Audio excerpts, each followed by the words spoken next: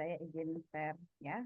Terima kasih Mbak Abel, Bu Abel dan kesempatannya ya untuk saya bisa memaparkan dari sisi geospasial ya. Jadi kalau tadi mungkin banyak sekali bagaimana cara untuk kita melihat suatu ruang gitu ya. Jadi ruang itu ternyata kompleks sekali dari paparan-paparan speaker kita ya. Nah, kalau dari sisi saya, sebetulnya bagaimana spasial itu yang tadi sudah banyak disebut-sebut itu eh, berkaitan erat dengan bagaimana cara kita untuk memaknai suatu ruang. Ini mungkin sudah terlihat ya screen-nya. Bu Ratri suaranya agak kecil. Kalau ada Oh, agak dari kecil. partisipan. Mungkin agak mendekat atau oke. Sebentar. Oh, mikrofon. Hmm. Oke. Kalau ini apakah suaranya lebih jelas? Sudah, sudah, Oke, ya. Oke. Nah, untuk screen-nya apakah sudah terlihat PowerPoint saya? sudah terlihat. Oke, kita next ya. Jadi tema yang akan saya bawakan hari ini itu adalah When Maps Tell Stories, itu pendekatan geospasial untuk memahami ruang. Nah, kalau tadi sebetulnya sudah banyak disebut ya terkait dengan spasial, nah saya akan mungkin menjelaskan bagaimana dari spasial tersebut itu bisa muncul makna. Nah, makanya di sini subjudul saya ini adalah Why Maps Tell Stories. Jadi kalau kita tahu perkembangan teknologi saat ini, mungkin zaman dulu Bapak Ibu sekalian gitu ya Mas dan Mbak, ini banyak eh, membuka atlas ataupun peta kota ya untuk menjelajahi suatu tempat baru. Nah, dari sini sebetulnya perkembangan teknologi sebetulnya sangat mensupport di mana akhirnya eh, spasial tadi itu tidak hanya bentuknya rigid gitu ya, seperti atlas ataupun peta konvensional yang pernah kita kenal zaman dulu. Nah, sekarang itu sudah berkembang menjadi navigasi ya, kemudian menjadi VR, AR, dan lain sebagainya. Karena apa? Karena ini sudah mulai berkembang ke arah digital. Jadi thanks to teknologi lah ya. Nah, berikutnya karena teknologi tersebut gitu ya, jadi kita juga bisa melihat sebetulnya eh, temporal ataupun perubahan-perubahan yang terjadi di dalam suatu area. Seperti contoh ini saya pakai Google Earth di mana kita bisa tahu gitu perubahan-perubahan yang terjadi dari tahun ke tahun dan terlihat juga bahwa dari perkembangan teknologi ini di tahun 2007 tadi ya ini sebetulnya masih terbatas sekali visualnya karena apa? Karena teknologinya masih terbatas juga. Tapi semakin ke sini, semakin kita bisa memanfaatkan teknologi untuk memberikan informasi lebih terkait dengan makna dari ruang itu sendiri. Seperti tadi dilihat gitu ya, perkembangan-perkembangan di sini masih perumahan yang sedikit, di sini belum ada perumahan sama sekali, sampai akhirnya lahan pertanian tadi itu berubah menjadi lahan yang peruntukan lahan yang lain seperti pemukiman. Seperti itu. Nah, di sini bisa dilihat bahwa kenapa sih Maps itu bisa memberikan makna ruang? Karena dia base-nya terhadap posisi. Nah, mungkin kalau kalian menggunakan Google Maps gitu ya, ataupun aplikasi-aplikasi spasial yang lainnya, Google Earth dan lain-lain, itu sebetulnya kita bisa membuat posisi ataupun menitikkan atau geotagging terhadap aplikasi tersebut. Seperti di sini adalah misalkan saya ingin tahu ini adalah, saya ingin menandai bahwa lokasi ini adalah lokasi Institut Teknologi Bandung. Nah, sebetulnya apa yang terjadi di situ? Yang terjadi adalah di situ adalah terkait dengan posisi, yaitu di mana berkaitan erat dengan yang namanya koordinat.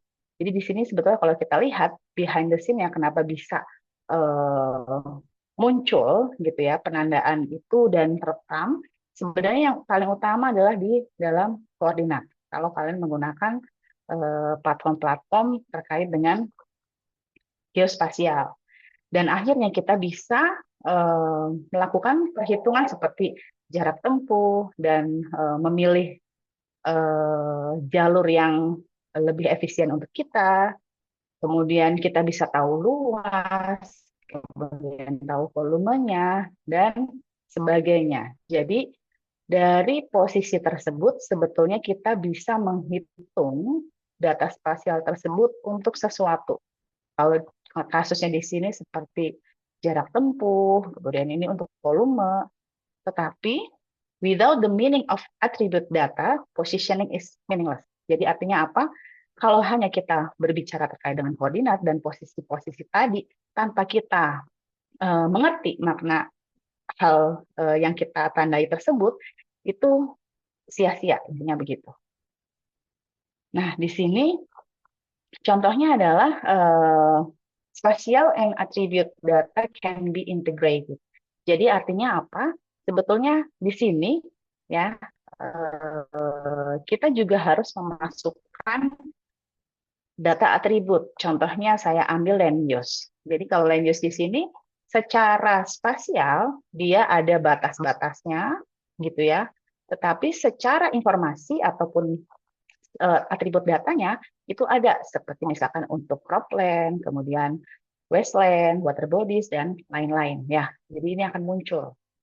Nah, apakah spasial hanya berbicara terkait itu? Tidak, karena apa? Behind the scene-nya lagi untuk lebih jauh seperti decision making gitu ya, untuk pembuatan kebijakan, untuk eh, mengatur atau memanajemen lahan, kita bisa melakukan yang namanya spatial analysis. Jadi spatial analysis ini apa artinya?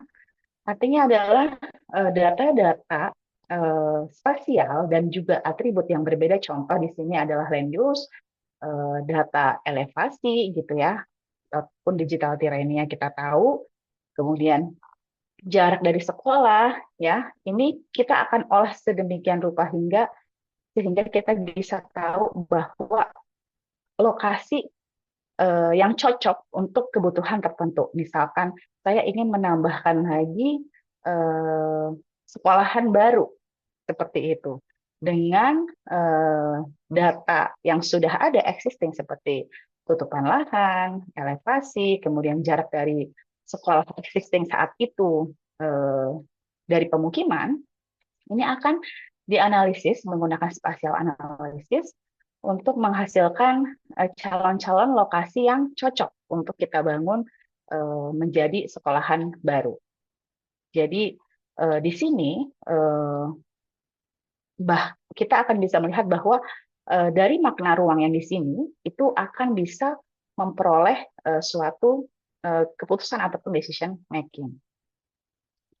Nah, berikutnya di sini sebetulnya saya mau menjelaskan bahwa dikaitkan dengan keilmuan saya teknik geodesi dan geomatika dengan spasialnya, kita itu sebenarnya mempunyai banyak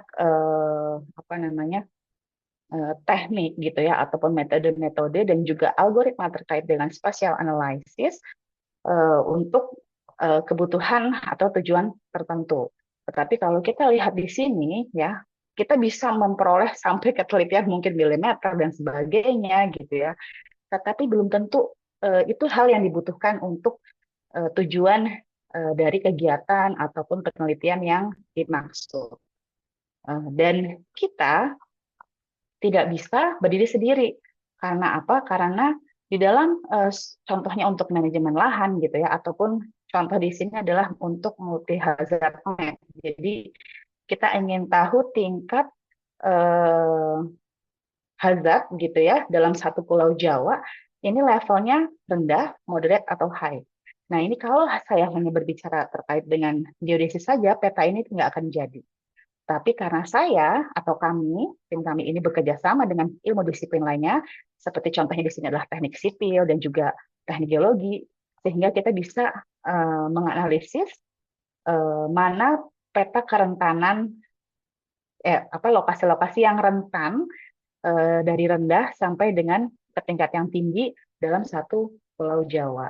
Nah, ini tentu saja tidak memerlukan ketelitian yang cukup tinggi karena basisnya teknik geodesi geomatika ini tidak berjauhan dengan yang namanya angka algoritma, sehingga itu kita harus adjust gitu ya dengan kebutuhan tertentu. Contohnya yang ini tidak akan sama ketelitian yang dibutuhkan untuk yang ini.